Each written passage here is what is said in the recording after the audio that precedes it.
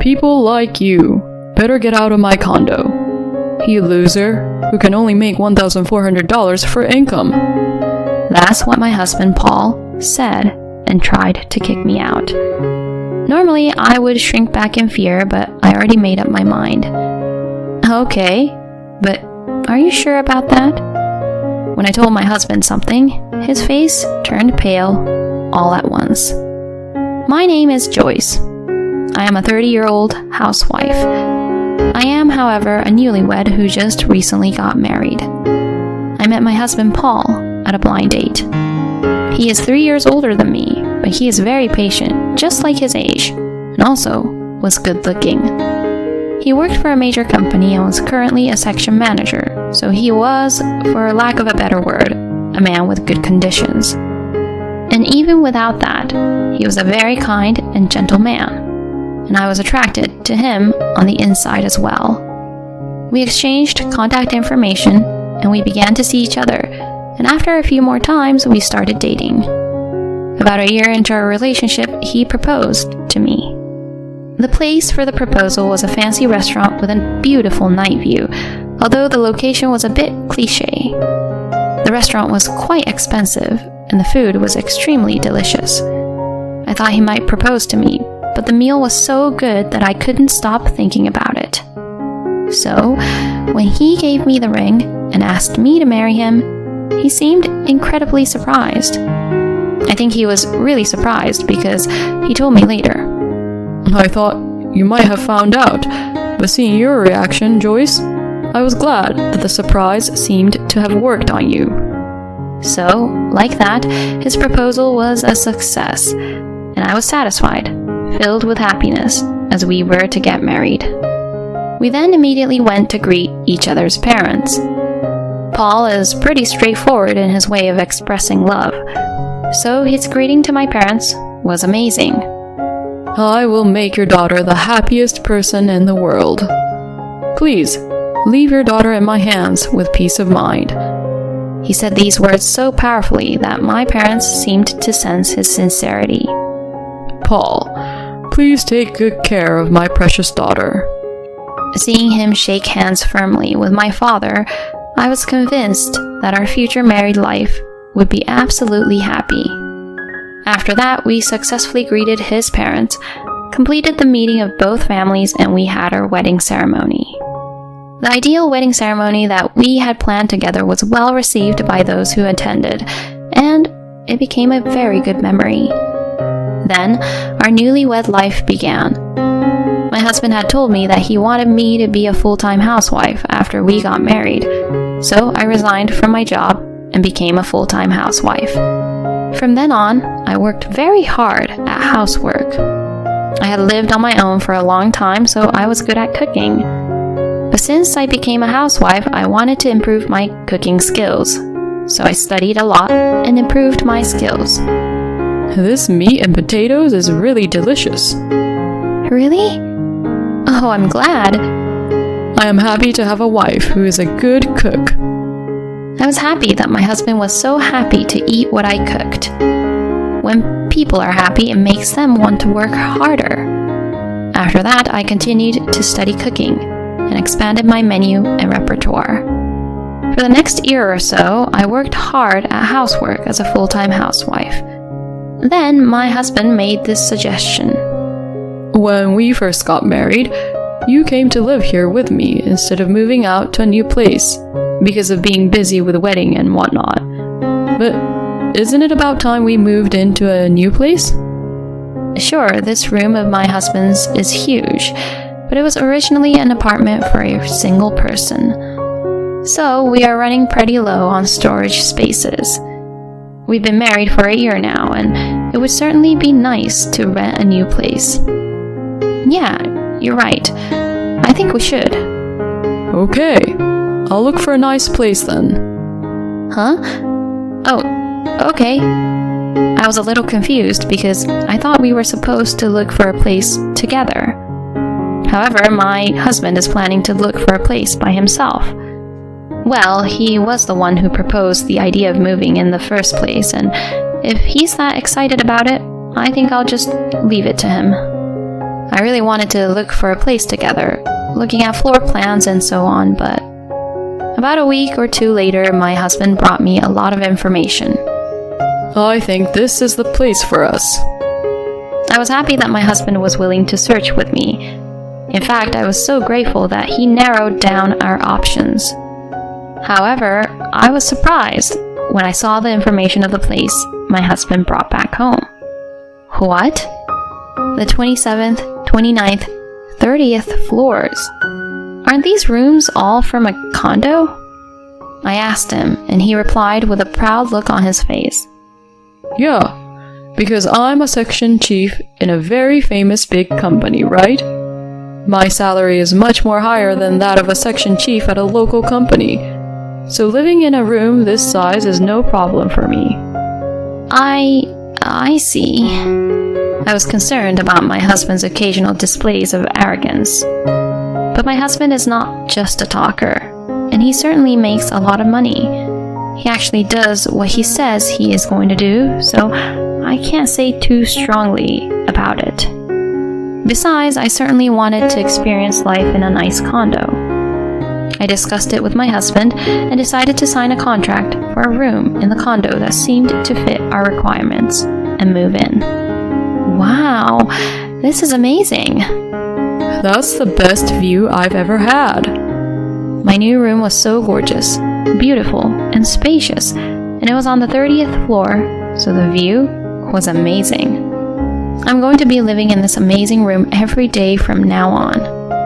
I can't believe that this is happening. The kitchen was a system kitchen, spacious and so magnificent that it looked like it could be used by a chef or a culinary researcher. Oh, my study room is very nice too. My husband was very happy that we could move into the perfect room. I feel like I'm one of the successful people. My husband would say that happily. I think that rather than being happy by being one of the successful people, he should be happy about the spacious and beautiful house. But maybe men are more fixated on that part about being successful and whatnot. That's not a place for me to step in, is what I thought, and I just listened to him. From then on, we were beginning to enjoy our life in the condo. 2 years had passed since we got married. From this time on, I gradually developed a desire to work. I felt I had already fully enjoyed living as a full-time housewife in the condo. Besides, no matter how much my husband's income was good, I felt that it was not good enough for me to continue to feel secured about the future. I had to start earning money on my own. That's what I felt. So I asked my husband if I could work, while I also do the housework properly. I had a feeling that Paul might disagree with my idea, but my husband gave me permission to work if I would do the housework properly. So I immediately started job hunting. Then I found an office job with just the right conditions. It was a job that started in the morning and ended in the evening around 4:30 p.m. I immediately applied for that job. I was lucky to get the job because I had worked for a reasonably well-known company after graduating from college. Thus, I went back to work. It had been a while since I had properly communicated with someone other than my husband, so it was kind of fun, and the atmosphere at the workplace was good. The work was challenging, and the senior staff taught me carefully. I like being a housewife, but I also like working.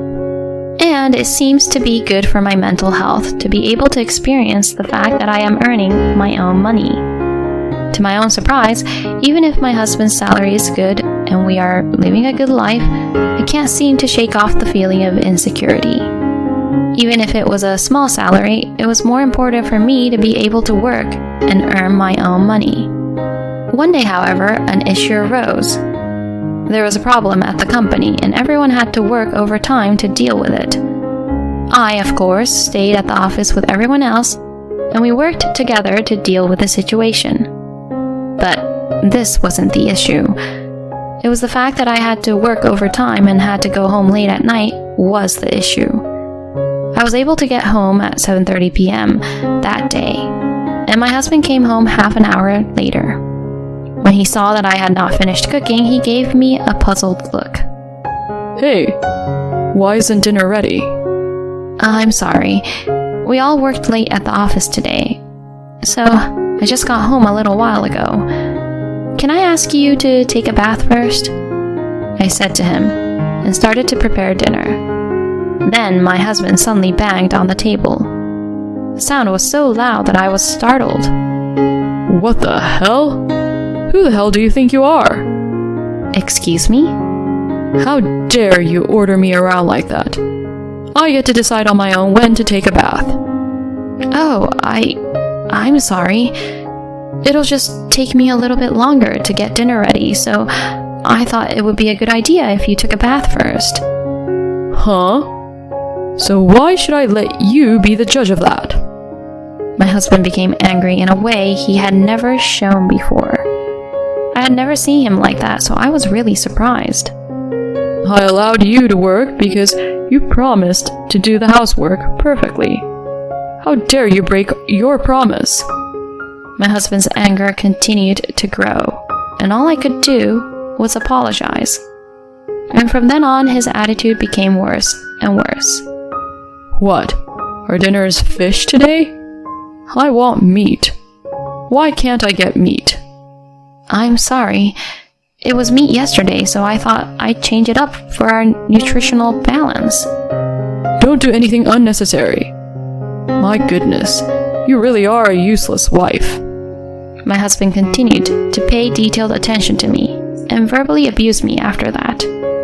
My husband's anger was very scary, and I could only apologize to him so as not to provoke him in a weird way. And gradually, I began to blame myself that I was making my husband angry because I was in the wrong. From then on, I tried to be careful about how to not make my husband angry like that. But no matter how well I did my chores, my husband would get irrationally angry with me, depending on his mood at the time. Hey, the water in the bath is not warm at all. But the day before yesterday, you said that it was too hot. Don't you talk back to me. You should know way in advance about what I want. But only a psychic could do that. But when I disobey my husband, he gets even angrier. I'm sorry. I'll be careful from now on. My husband always looks satisfied when I act like that. I guess he is happy that he gets to subdue his own wife. But I had already become incapable of disobeying him. Then one day, my parents came over to visit me. I had taken a paid holiday to coincide with their visit, so I waited for them at home. The doorbell rang, so I opened the front door and greeted my parents. Mom, Dad, it's been a long time, I said as I welcomed them in, and both of my parents looked at me worried and surprised. Huh? What's wrong with you two? I mean, what's wrong with you, Joyce? You've lost so much weight. What? Really? I didn't even notice it myself, but it seems that I had lost a lot of weight. And they said that I had drawn in cheeks. I had been eating fine, so I didn't realize how much stress my body was under until my parents told me about it. Joyce, did something happen to you? When my parents asked me that, it was the first time I told them about my problems. Then my parents' faces turned red, and they became angry. What Paul is doing to you is moral harassment, isn't it? I will never forgive him for doing this to my daughter. What? Moral harassment? That was when I finally woke up. It seemed that my husband had brainwashed me little by little until now. My parents repeatedly told me that it was not my fault, and I was finally able to come to my senses. And I decided that I was ready to leave my husband. But at this point, I had no evidence whatsoever of my husband's moral harassment towards me. So that's why I have to record even a few of my husband's terrible remarks to me. My parents were worried about me and wanted me to come home with them now.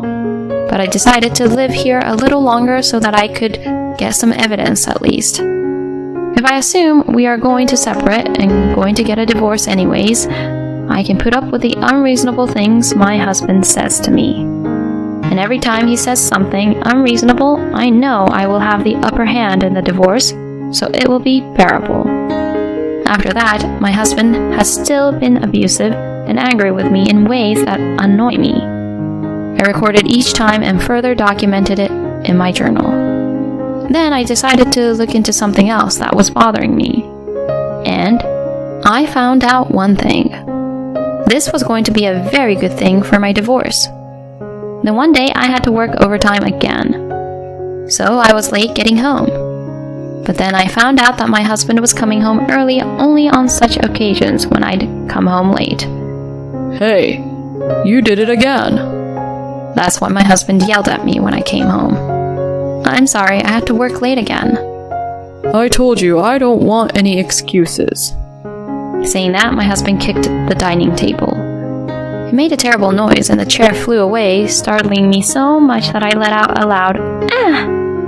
My husband's face turned red and he was angry. You really are a useless wife, aren't you? People like you better get out of my condo. You're just a loser who can only make $1,400 for income. That's what my husband Paul said and tried to kick me out. Normally I would shrink back in fear, but I already made up my mind. I was frightened, but I did my best to talk back. Okay, but are you sure about that? Huh? About what? My husband looks at me with a puzzled look on his face. When I told him something, his face turned pale all at once. I'm recording your previous harassing remarks and saving them as evidence. Huh? All the data is ready to be sent to your parents and to your company. What? You're kidding, right? It's true. Besides, I have other evidence that you are actually having an affair. Huh? I said that and took out a photo of the evidence from my bag and showed it to him. Why do you have these photos? You can't get away with it now, you know. Even if I have to leave this place, I'll make it so that you won't be able to live in this world like how you were before. No way. Wait a minute. Let's calm down for once, okay? My husband, perhaps realizing that he was in a bad situation, said so. But I have nothing more to say. I am very calm. I can't stay in a marriage with an impatient, morally abusive cheater like you. I'll be the one to leave this house. I will demand alimony from you for both the emotional distress caused by your harassment and your affair. No way. I said that and started to pack up my belongings. Hey, are you really leaving? My husband's momentum from earlier suddenly disappeared, and he tried to hold me back with a tearful look on his face. But I wasn't afraid of him anymore. Yes, if I stay with you like this, I won't be able to go on anymore. That's why I'm leaving. I mean, you can be with your mistress now, so it should be a good deal for you. I'll take all the alimony I can get, though. With that, I went to the front door and put on my shoes. My husband collapsed from the spot and looked at me in a daze. Then I left the condo and got into a cab that took me to an empty business hotel. Then the next day, I had my parents pick me up in their car and take me back to my parents' house. After that, through my lawyer, I filed a claim for alimony against my husband and his mistress. I also filed a claim for compensation to my husband for moral harassment. Then I had the lawyer send a content-certified letter to my husband's workplace and my husband's parents' home, so my husband's moral harassment and affair spread around quickly. As a result, my husband's personal issues became a problem at his company and was demoted from section manager. In addition, his salary was reduced, and he was sent to a department in a local area working more in the factory, which required physicality more than working in an office. As a result, Paul had to terminate the lease of the condo. When his partner found out that I had filed a claim for compensation for moral harassment, she became afraid of Paul and disappeared from his life. Furthermore, Paul has been disowned by his parents and is now working in a local area all alone with no one by his side.